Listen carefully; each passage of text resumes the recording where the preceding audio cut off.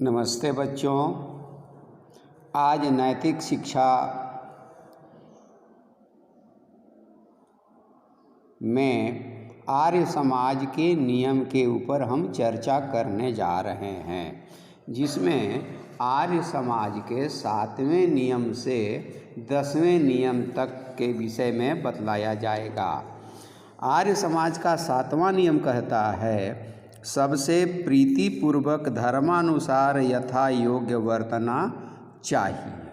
मतलब प्रत्येक व्यक्ति के साथ प्रीतिपूर्वक धर्म के अनुसार और जैसा यथा योग्य जैसा है उसके अनुसार व्यवहार करना चाहिए। आर्य समाज के 10 नियम हैं।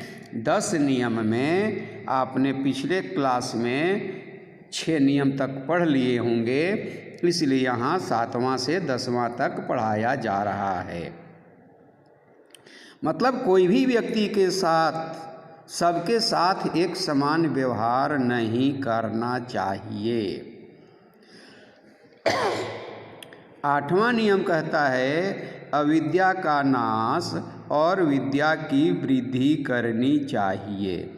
विद्या की वृद्धि करने से पहले अविद्या का नाश होना चाहिए। जब तक आपके दिमाग में अंधविश्वास, अशिक्षा, रूढ़िवादिता ये सब अवगुण रहेंगे, आपके दिमाग के अंदर विद्या की वृद्धि नहीं होगी।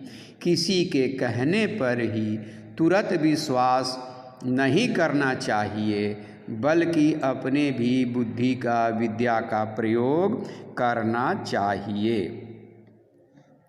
इसको और ज़्यादा समझने के लिए इस पाठ के अंतर्गत अध्ययन करेंगे तो आएगा। नियम 9 कहता है, प्रत्येक को अपनी ही उन्नति में संतुष्ट न होना चाहिए, किंतु सबकी उन्नति में अपनी उन्नति समझनी चाहिए। अगर आप अपनी उन्नति करना चाहते हैं तो दूसरे की उन्नति पहले कीजिए। दूसरे की उन्नति जब हो जाएगी, हर एक व्यक्ति की उन्नति हो जाएगी, तो आपकी उन्नति स्वतः हो जाएगी। आपको संतुष्टि खुद मिल जाएगा। उदाहरण के लिए आपकी माता जी घर में ही हैं, इससे बड़ा उदाहरण दूसरा कोई नहीं है। अगर आप प्रत्येक व्यक्ति को उन्नति कर दीजिएगा, उसको आगे बढ़ा दीजिएगा, तो आपके मन में एक ऐसा प्रेम, ऐसा संतुष्टि होगा कि सबसे पीछे आप रहेंगे। आप उसके पीछे नहीं रहेंगे, बल्कि एक तरह से आप सबसे आगे रहेंगे। और 10वां नियम कहता है कि सब मनुष्य को सामाजिक सर्वहितकारी नियम पालने में परतंत्र रहना चाहिए और प्रत्येक हितकारी नियम पालने में सबको स्वतंत्र रहना चाहिए। कहने का भाव ये है कि अगर आपके पास धन है तो आप देने के लिए स्वतंत्र हैं, लेकिन किसको देने के लिए स्वतंत्र हैं? यहाँ पर आर्य समाज के नियमानुसार आप यहाँ बंधे हुए हैं कि आप अपना धन किसी आतंकवादी को, किसी उग्रवादी को, किसी शराबी को, किसी जुआरी को नहीं दे सकते हैं, क्योंकि आप तो उसको दे रहे हैं, लेकिन उसके कारण समाज बिगड़ रहा है। समाज के अंदर में अवगुण, अज्ञानता, अंधियारा फैल रहा है, तो आप उस व्यक्ति को अपना धन दान करने के लिए स्वतंत्र नहीं हैं। हाँ, आप किसी गरीब को, किसी अनाथालय को, किसी विद्यालय को, किसी अस्पताल को देश की भलाई के लिए दे सकते हैं, लेकिन किसी जुआरी, शराबी या आतंकवादी को आप दान नहीं दे सकते हैं। इसके लिए आपके ऊपर परतंत्रता है, गुलामी है। जैसे कि लिखा हुआ है नियम 9 के लिए कि केवल अपनी उन्नति से संतुष्ट होना स्वार्थ है। इसमें सामाजिकता की भावना नहीं है, स्वार्थ धर्म भी नहीं है, क्योंकि धर्म अभ्युदय का अर्थात अपनी और अपनी उन्नति का संदेश देता है। अब मान लीजिए कि आप खाना खा लिए, एक छोटा सा उदाहरण, आप खाना खा करके अपने घर में सो गए। आपके घर के बगल में हम रहते हैं, और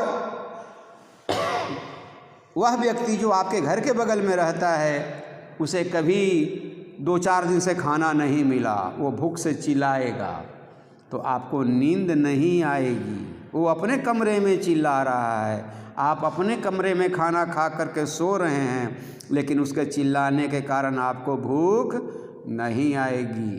तो अगर आपने पहले उसको थोड़ा सा भी खाना खिला दिया तो आप भी चैन से सो जाएंगे और आपका पड़ोसी भी चैन से सो जाएगा। यानी अपनी उन्नति में संतुष्ट अगर आप केवल रहते हैं तो खाना खा के आप रात भर सो नहीं सके, और सबकी उन्नति में अगर आप खुश रहना चाहते हैं तो पड़ोसी को खाना खिलाने के बाद आप भी चैन से सो जाएंगे। और यही यहाँ प्रश्न में भी कहता है कि दूसरों के साथ हमें कैसा व्यवहार करना चाहिए। दूसरों के साथ हमें प्रीतिपूर्वक धर्मानुसार यथा योग्य बरतना चाहिए।